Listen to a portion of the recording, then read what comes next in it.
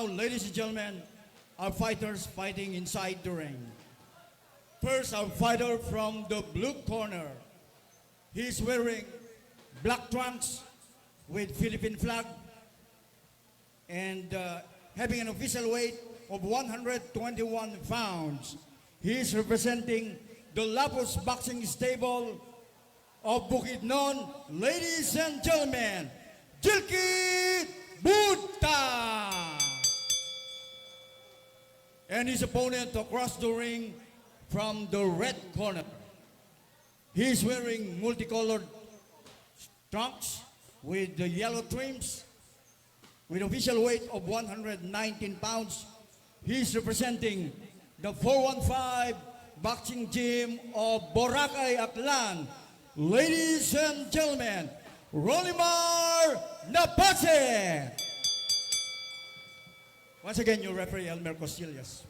Dito na tayo sa ating second bout of this boxing festivities. Rolimar Napase from Aklan will be battling Jilky Bulta from Lapos Boxing Stable. They will fighting in 4 rounds in a flyweight division. Yung Napase,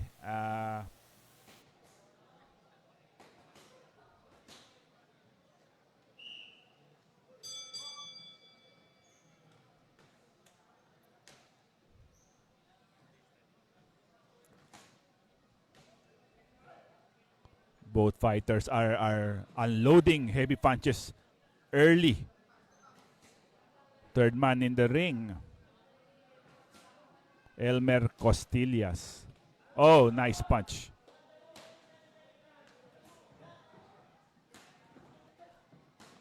Talagang heavy artillery ang binibigay ng dalawang boksingerong to. To start this second bout of this great boxing event here in Ilorde, Sucat, Parañaque.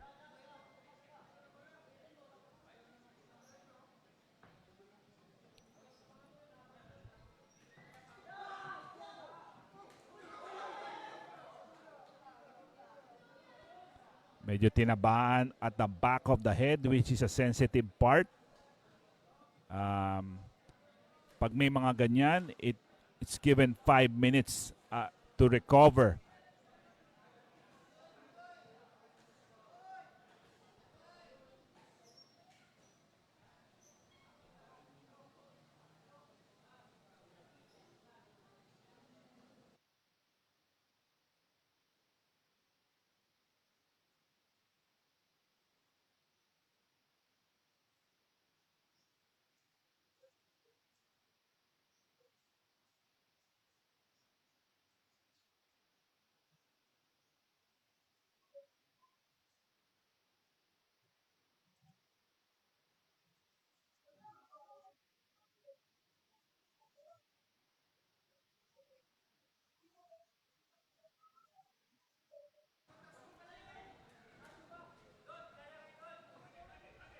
A very aggressive round number 1 between Jilky Bulta, who is sporting the black trunks. Yun, nakatama siya ng overhand doon over Napase.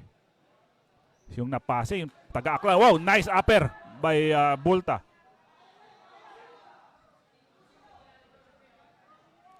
Malalakas na mga flyweight to.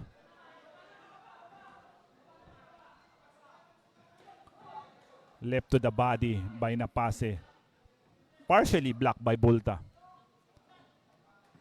Oh, nice 1-2 combination by Napase. It was a slip. Medyo tinamaan din siya ng suntok pababa, which is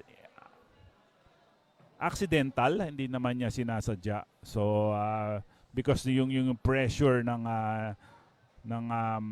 stance ng kamay niya papalapit na, so tumama talaga rin yung pero dapat siguro, sa opinion ko, dapat binigyan din ng warning ng referee.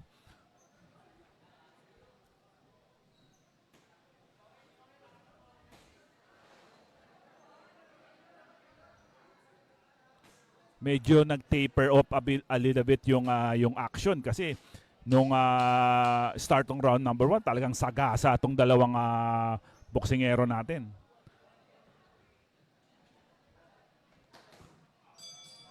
End of round number 1.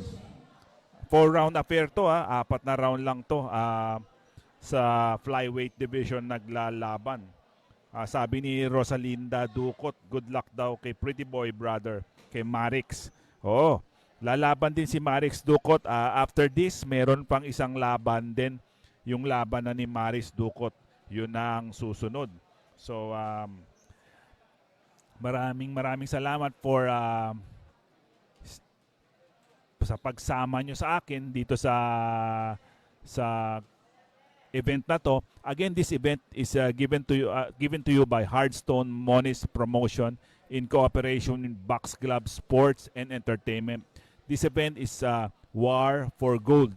Mamaya po ay maglalaban para sa bakanting WBC Asia Super Featherweight Championship si Ayman Abubakar ng Malaysia and Kisham Lakison Singh ng India. Mamaya pa po yan.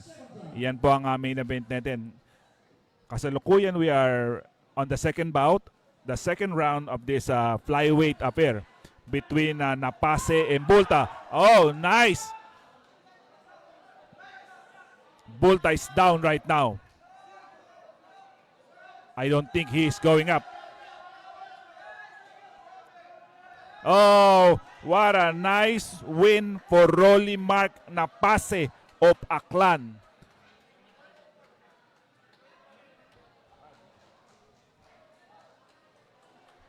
A nice punch to the body by Napase that sent Jinky Bulta down for a full 10-round count. So, napakagandang panalo ito for Rolly Mark Napase. Okay.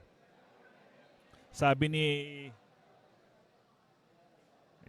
panoodin natin yung replay. Yun, left to the body. Talagang timing yung left to the body ni Napase that send Bulta down to the canvas. So, sabi ni Rapi Bueno, maganda raw yung mga round girls. Oh, salamat. Quality talaga ang binibigay sa atin ng Hardstone Moniz Promotion tsaka ng Box Club Sports and Entertainment. So, lagi samahan nyo lang ako dito sa buong araw na to para mag-enjoy tayo this good Saturday afternoon dito sa The Flash Grand Ballroom, Sukat, Parañaque.